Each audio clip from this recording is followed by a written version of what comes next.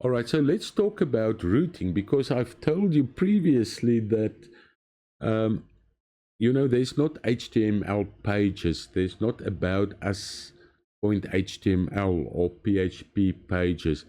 Um, it's all basically one big program, and pages get generated automatically via our React system.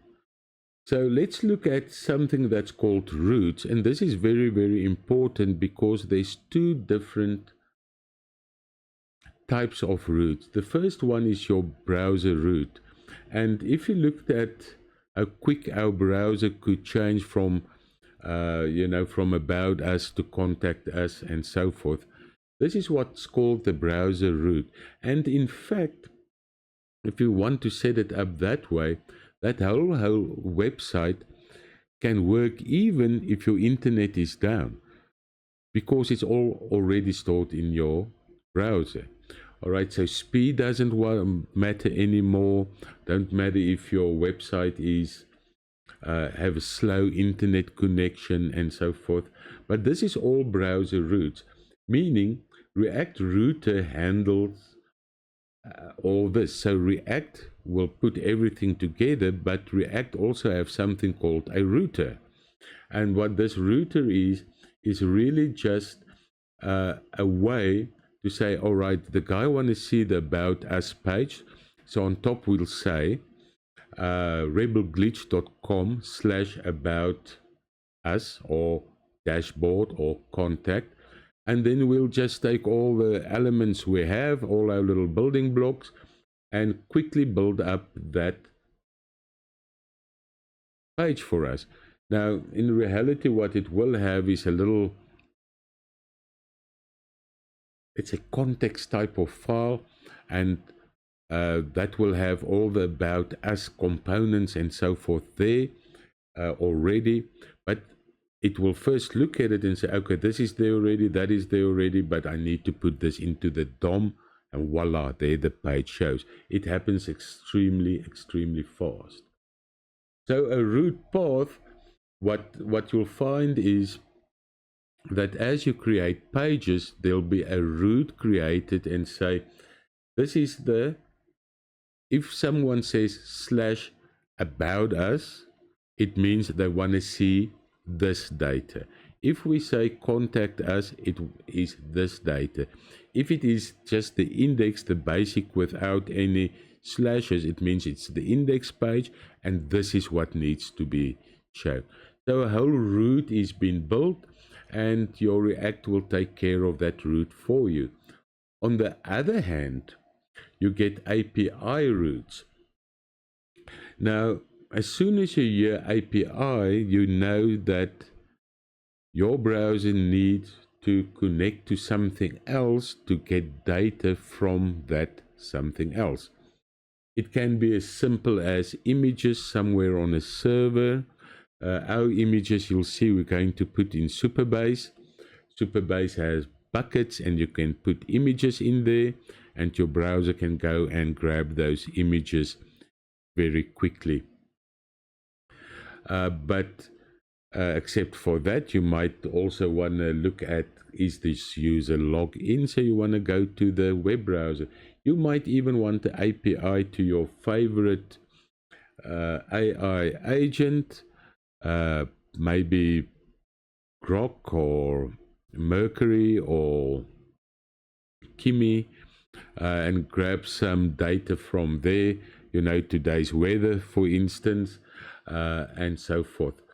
So as soon as the route is a browser route, your React knows you don't have to go anywhere. It doesn't need to go to Netlify, where we host our application. It can just dish up that page straight from all the data it already has inside the browser. But as soon as there's an API call, what will happen is from your web browser, it will go back to Netlify, right, which is your hosting platform for your app. and Netlify will spin up a Node.js function or a Node.js instance. So that Node.js will open. Yeah, what do you want? I want to delete a user from the database, or I want to add a product to our product inventory. Or if it's a user, I want to add a product into our basket. So this Node.js gets it. It will execute the correct function to do that, give it back to Netlify. Netlify gives it to your browser, and Node.js immediately switches off. Node.js will run for 2-3 seconds, do what it needs to do, switch off. All right. So then maybe you scroll around more, and most of those pages is still browser root, no connection even to your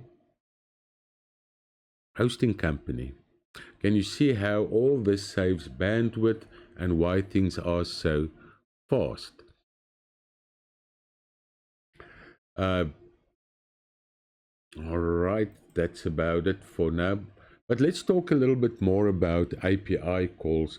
So API stands for Application Programming Interface. And all that means is that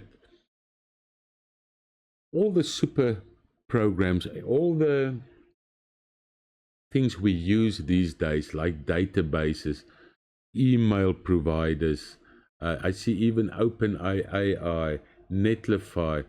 There's many more applications that you can use.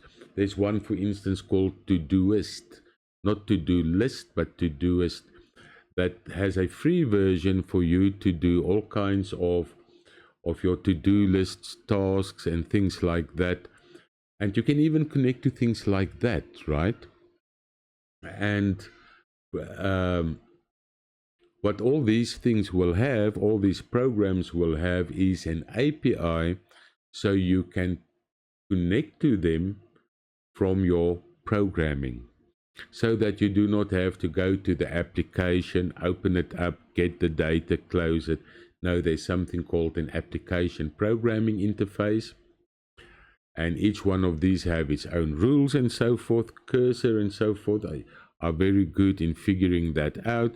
If they can't figure the API out, just point them to the API documents of whatever program you want to incorporate into your web application, and now there's a communication then between your Node.js and some other application. It can even be something like Zero, which is a financial application. So you can, once you receive an order, you can send that order over to your Zero application, which is a financial system, and it will record the order there for you on your behalf. So that's the power of APIs, and you'll use that quite often. We're going to use Recent, Superbase, Netlify, and then we're not going to use OpenAI. We're going to use Kimi or something similar to get a look. The idea is this: why do you need to build your own email system, your own to-do list systems, your own database, host your own database and things like that? It is very seldomly that you can produce that same kind of functionality that Resend does, because they're building this over years now, right? Okay, and that is what a API call is. And again, what does your React do? If it's browser-based HTML pages, it doesn't even leave your web browser. If it's an API call, it will go to your Netlify. Netlify will spin up Node.js, see what you want, and then run the correct function, the correct little program required to do what you need. For instance, show me the next 10 products with their pricing and descriptions on the web page.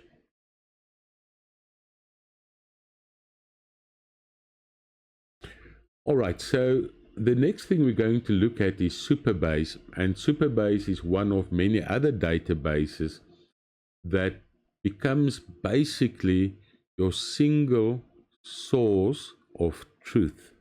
All the data you have ends up in your database, from users and their passwords to all your products, listings for your inventory. Everything is basically stored in your database. Now, and we have a little bit of time left. We're going to look at it in much more detail later on.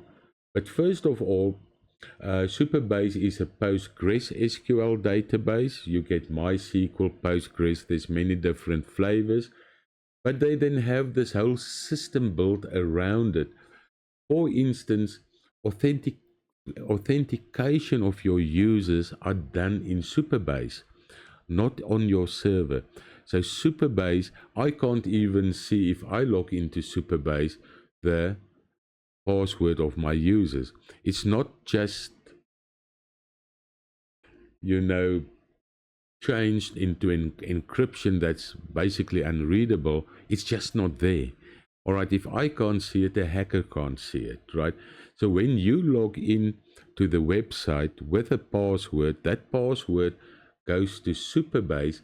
Superbase check it and then comes back and say, yes, this user can access the admin site, or yes, he's got a profile to add things to his buckets and so forth. And then furthermore, it's also a storage bucket, so you can store actual images in there. You can store documents in there, PDFs and all kinds of things. So your database become much more than just a database where you store things. Everything you have is stored there. So in the next lesson, we're going to install Node.js, and I'll see you there. Bye.